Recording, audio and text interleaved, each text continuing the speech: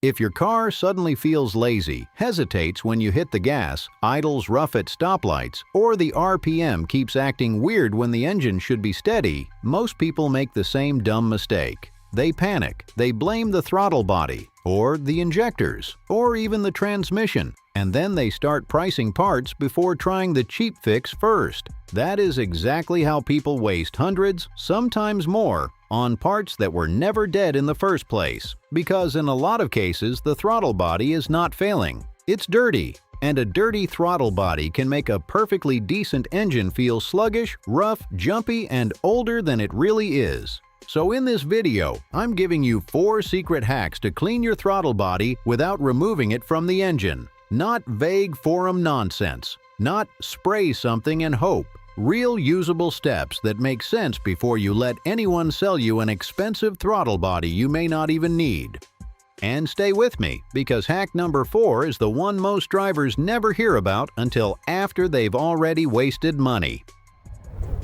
First, what's actually going wrong? What's actually going wrong?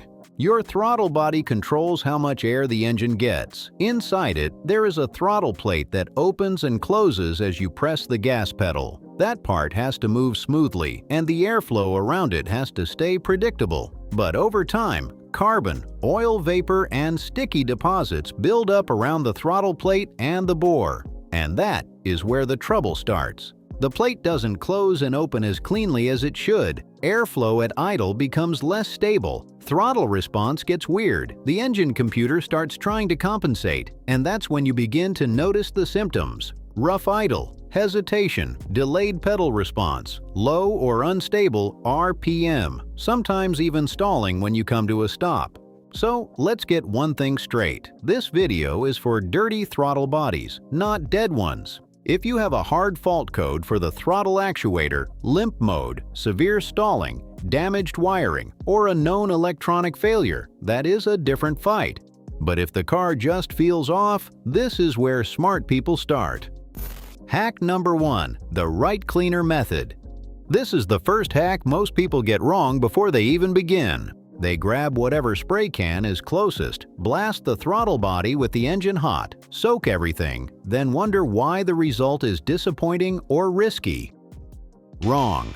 The hack is not just cleaning the throttle body. The hack is using the right cleaner, on the right surface, the right way. Start with a proper throttle body cleaner. Not random brake cleaner, not aggressive carb cleaner on a sensitive coated unit, and definitely not some mystery solvent from the back of the shelf. On many modern vehicles, especially electronic throttle bodies, the surface can be coated, and harsh chemicals can do more harm than people realize. And do this with the engine off and cool enough to work safely. If you're dealing with a sensitive electronic throttle body, spraying the cleaner onto a clean lint-free rag first is often the smarter move than flooding the whole opening. Wrong, random spray, hot engine, full chaos. Right, throttle body safe cleaner, cool engine, controlled cleaning. That one difference already separates a smart cleaning attempt from the kind of sloppy shortcut that creates new problems. Hack number 2, the seat line clean most people miss. Now here's the real cleaning hack almost everybody misses. Most people wipe the obvious visible area once, see some black residue come off, and think the job is done. It isn't. The area that matters most is usually the edge of the throttle plate and the bore where the plate rests. That ring of buildup is what causes a lot of the sticking, unstable airflow, and weird idle behavior in the first place. That is the problem zone. So instead of just wiping the shiny, easy part in the middle, focus on the seat line. Work carefully around the edge where deposits like to form.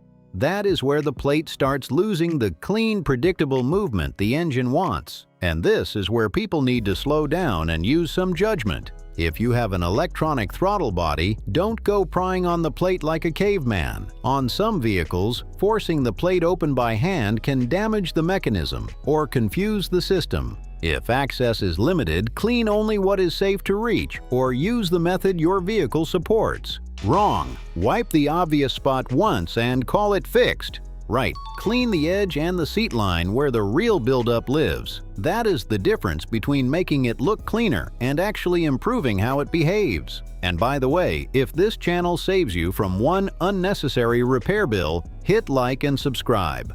Best Car Tips is built for exactly this, fixing the real problem before somebody talks you into replacing the wrong part.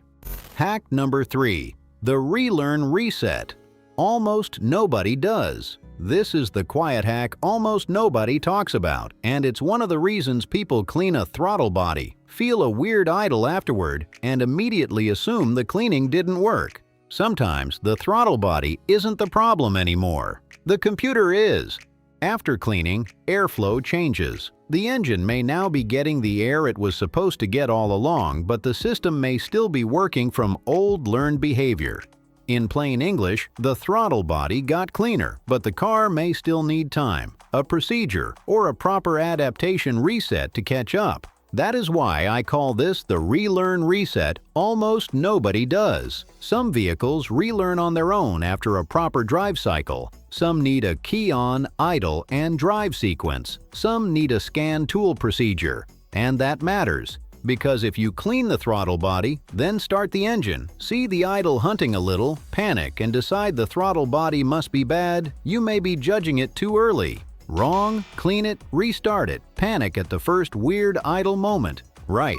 Know that many vehicles need an idle relearn or throttle adaptation step after cleaning. This one move separates people who actually solve the problem from people who clean the right part but still jump to the wrong conclusion. Hack number 4. The shop step before replacement.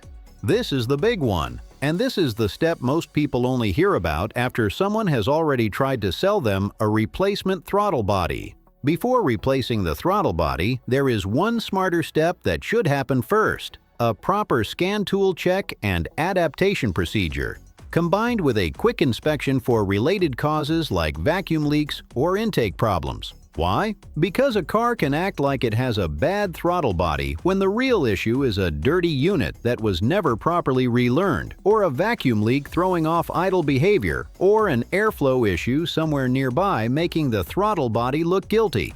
That is why this matters. It is the last serious step before replacement enters the chat. If you've cleaned the throttle body correctly, focused on the real deposit area, and given the system the relearn it needs, but the car still has rough idle, hesitation, or unstable RPM, the smart next move is not blind replacement. It is proper diagnosis. Wrong, jump straight from car feels weird to replace the throttle body. Right.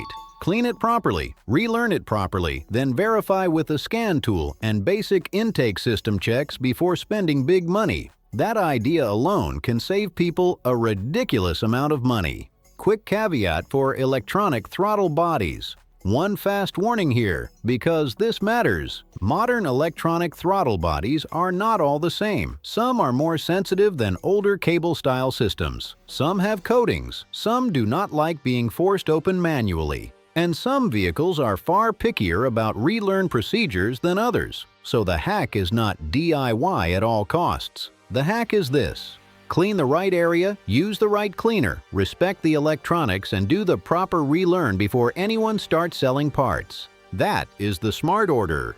Final takeaway.